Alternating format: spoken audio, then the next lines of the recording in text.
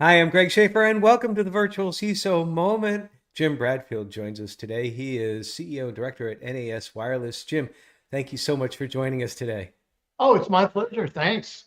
So, would love to hear your story. I know you've been around in this industry for some time, as I have, and I know part of your story, but maybe you can help fill in some of my gaps and let everybody know how and why you got started in this and what led you to where you're at today. Yeah, so our company's been around for, our family's been around working in wireless networking since 1897. So it was kind of one of those things where, my job was to go ahead and pick up the pieces after everybody had departed. And Mhm. so what we started doing is we started working with various cities and counties and things like that under AT&T, believe it or not.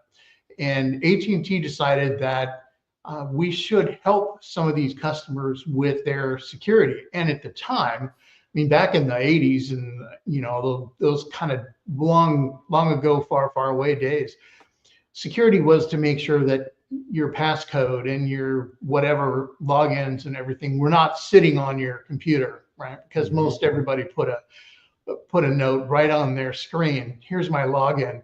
Please take it.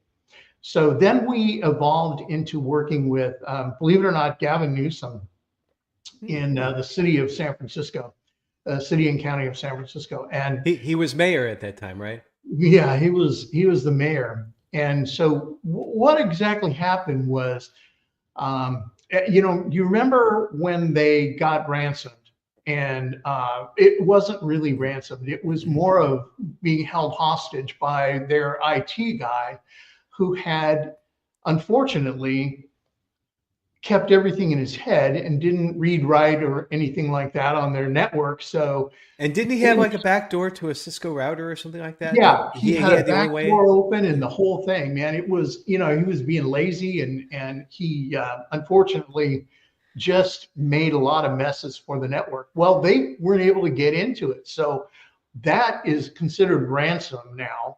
Mhm. Back then, I'm not sure what that was, but that was bad news. So this guy went to jail, and it was only for 3 or 4 days. And we worked with Newsom and the team to try to figure out how to get the logins back. And I had some really young guys who were really special at this. They were very good. I think they had been, what is now hackers and guys that laid around in the dark web even back then. So these guys helped me out, but the bottom line is we couldn't fix it because of his carelessness. So we did everything that we could to set everything up, and then we had him actually go and negotiate with the guy in jail and said, let's get him out of jail and try to get this system going again. So that's really what started us. That was kind of a fascination. And it's because nobody had protocol then and nobody had process procedure and anything else. And that is really a big problem when it comes to small business, because small business guys, they are just running 90 miles an hour or more, and they don't have the time or energy to actually sit down and try to figure out how to make their network secure or do anything like that. And if a big city like San Francisco, I mean, it's one big city, Hmm. got hacked and got ransomed and got held hostage, think about what a small business is going to go through, because they have no resources. They don't have anybody to actually come in and start working with them typically.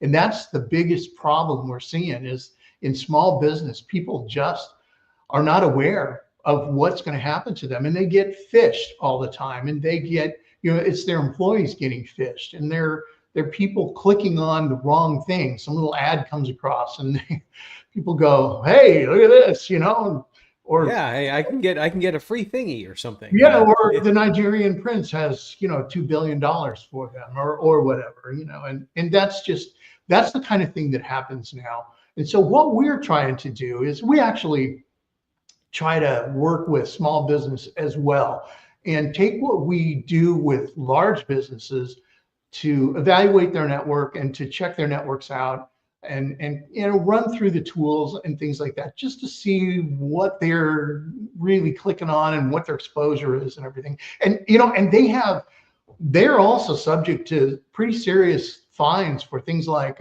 payment card industry compliance, PCI compliance for credit Sure, card, yeah.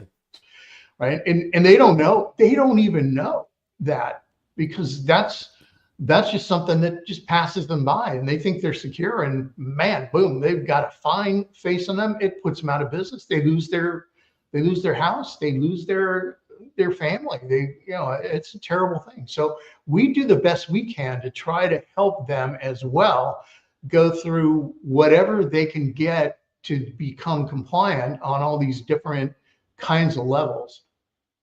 Now, I want to step back to something that you said in the beginning, because I think either I heard it wrong, or you were talking about the long history that your company has. I think you said that you've been involved with wireless communications, your company, since 1897. Yeah, the family has been involved since 1897. My great great great uncle, he was part of Marconi Radio, and Hmm. he invented the ship to shore radios. So basically, what is now cell phones? That's a big stretch, by the way.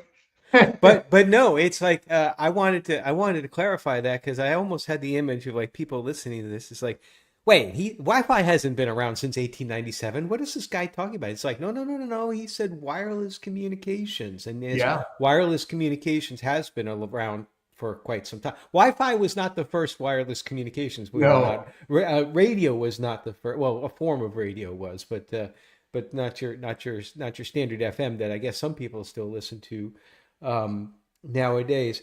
Now, let me pivot back now to the small and mid-sized businesses, because I'm glad that you started to get into that. You said something very interesting about what your organization does now today. It's like you say that you try to take what applies well for large businesses and apply it to small businesses. Now, that's an easy thing to say, but it's often got its difficulties in actually implementing it, because of the differences in not only culture, but resources and all the other things between larger businesses and small businesses. How do you, what's one of the ways that you do to approach that, to try to scale that down, but make sure that they are protecting themselves from the PCI DSS threats, because they have to maintain that sort of compliance, just like the larger organizations?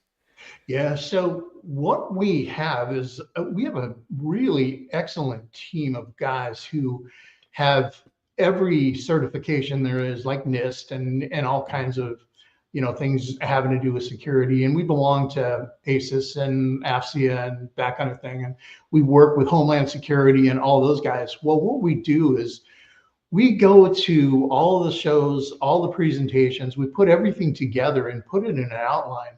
And then what happens is, when we get a small business, and a classic one is Hawaii Insurance Exchange. These Mhm. poor guys, they are basically a small group of, let's say, 8 to 10 people, and they have to work with everybody in Hawaii that's got the health, that has health insurance, or that deals with health or healthcare or whatever. And you can imagine these guys are pretty small. And Mhm. so what we do is we take the framework that we use on the very largest customers, to go through all of their network links, everything that's back in the network, to make sure that they don't have, like San Francisco did, an open back door to something. Because most guys do. Most guys will put an open back door to their network from their house, right? So their Oh IT. yeah, I mean, I have to admit, I'm an old network person myself. Old meaning not just in age, but also back in the older days of networking. And it's like, that was common practice, because you wanted, as a network engineer supporting it, you wanted to make sure you had a way to get to stuff if the normal way to get to stuff was somehow compromised. Right. And just think about it.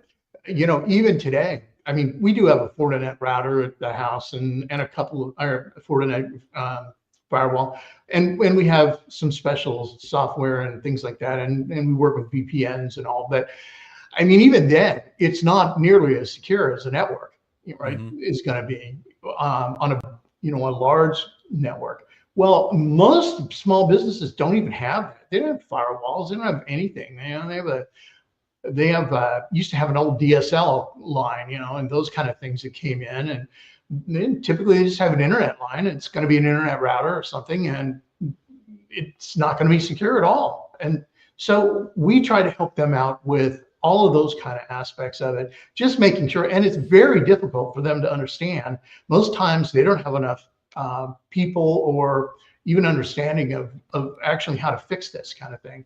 So we're very careful to. We know that they're going to be skeptical of any expense. They're going to be nervous about what we're telling them. Then they're going to not do it. So we follow up with them and make sure that they do it. We help them practice phishing attacks and things like that. Very small steps. It's the small steps, man. It's like something that you got to remember to do with your kid. Hmm. Same kind of thing. I'm not trying to talk down at them, but it's the small steps that matter. You do one small step, one small step, one small step, one small step, and then eventually, you've got it built up the way you want it. And that's really the key to getting this kind of thing secure for small business. Well, one of the terms that I hear a lot more so now, and I use it myself, is the term like a trusted advisor. Right. Because you touched on something there when you were just talking about, well, how can you get them to do this? You can't approach it from the position of like, here's the tool, here's the threat, here's the amount of money you need to spend, because they're going to look at you and say, well, who are you? What do you really have our best interest at heart, or are you just do you I have just like want money. right, right. Or sometimes what people end up, this is the other extreme, where small businesses will get clients, will get advisors in who will tell them, no, you're doing really good, and so long as we continue to work with you, you continue to do well. In other words, the advisor tells them what they want to hear, not what they need to hear. So earning trust, becoming that trusted advisor uh, role and more than name, really does take a lot of effort. How do you manage that? How do you get to know their business so that they say, okay, Jim's not just selling us a solution, he's selling us in a trusted partnership. Yeah, that's a good question. So we have several small businesses within the family. We have restaurants and we have some small items and things like that with one and two employees, Hmm. sometimes just a single employee. So we're real familiar with the kind of things that happen when they're taking credit cards, which we talked about, and the compliance of that. It's very, very complex. So what we do is we show them what the kinds of things that we've done in within our businesses and within the very large businesses, and we lay out kind of a program for them just to make sure that they understand what is going to happen in each part of it, and also to make sure they understand what the possible penalties are. uh, the courts have said the penalties for PCI compliance failures is pretty high. Hmm. Now, for small business, it's only 25 or $50,000. That's a lot. You That's a know, lot for a small business. I know for me well, as a small business, that's a lot.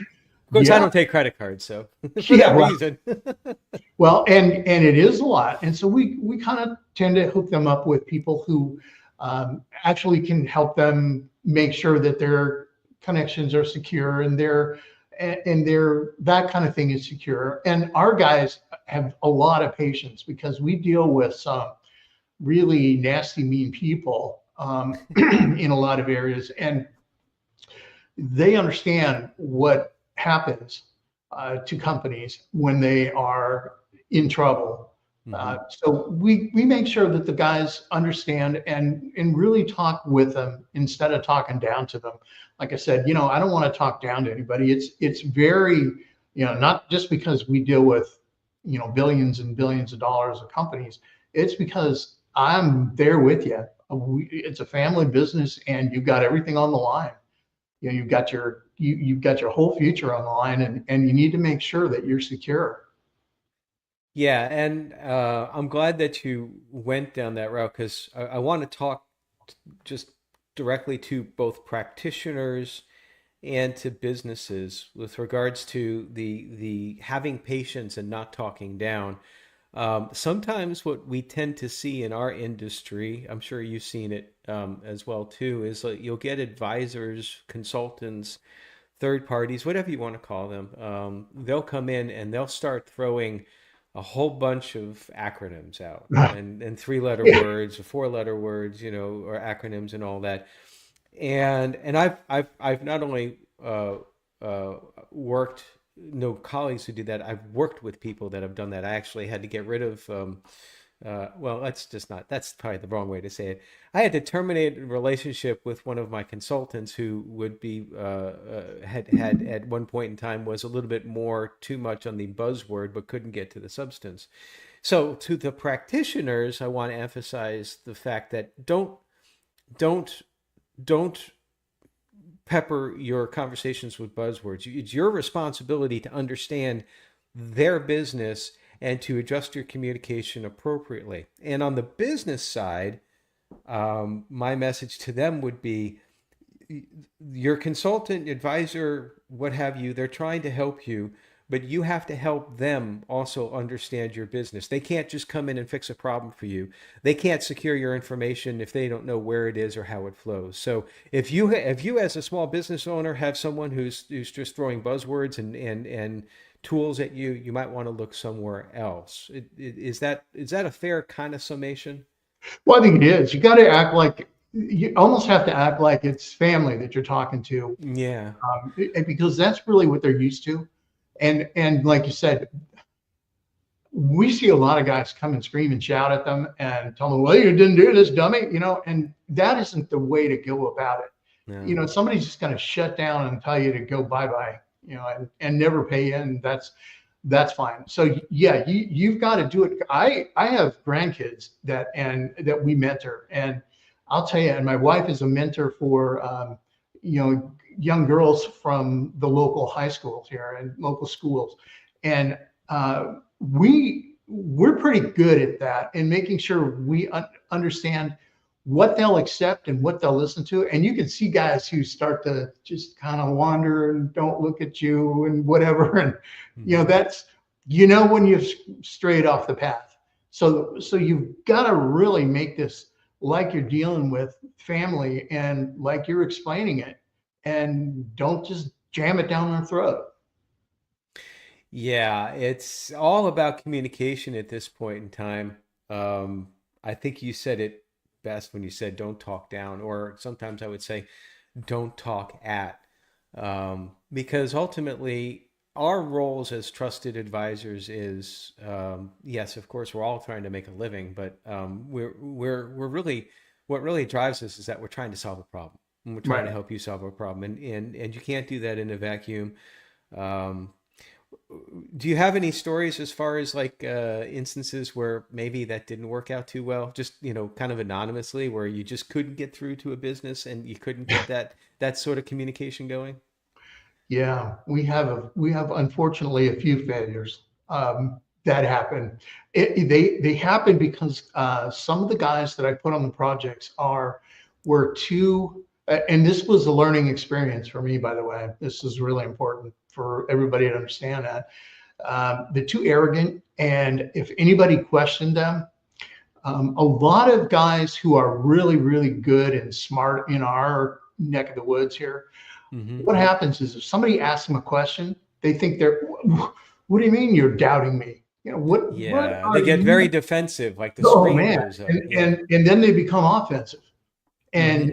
And so we've lost a lot of small businesses by unfortunately doing that when we started out.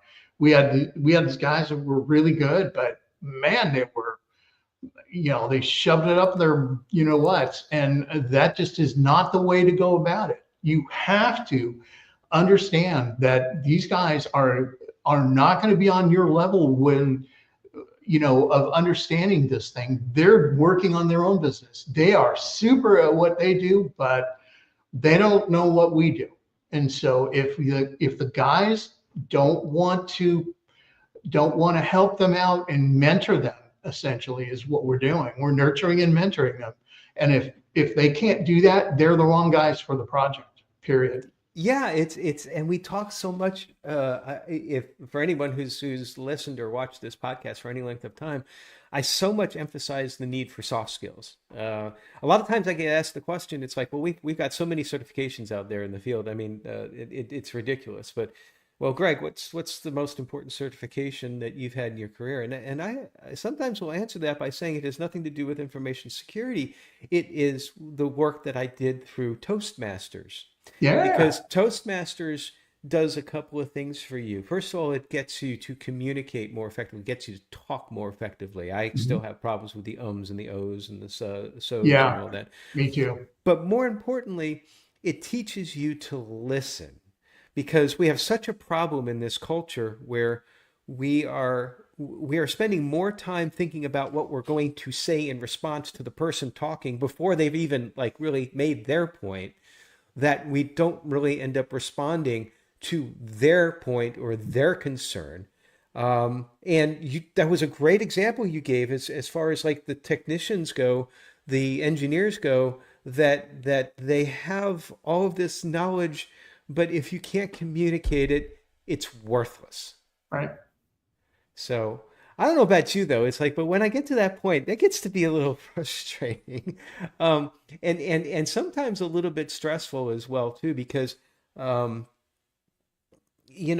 ultimately most of us were here to try to solve a problem, and we take it passionately. And I could say that I think that the best ones that are in the industry are very passionate about what they do.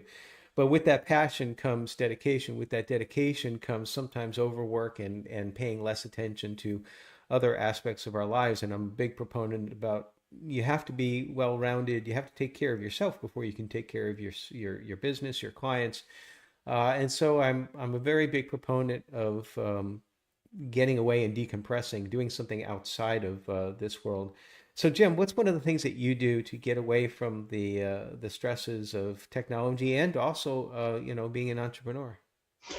So, believe it or not, we record music. If Oh, you ever look on my Facebook or anything related to some of the things we have going on, completely separate. We have a studio and we record music. And, I don't sell it.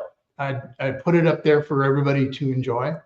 It's, basically Jim Bradfield and friends. And I put it up there for the guys to look at it, and we get thousands of views, kind of thing. So there's a lot of people looking at it, and it helps them to decompress as well.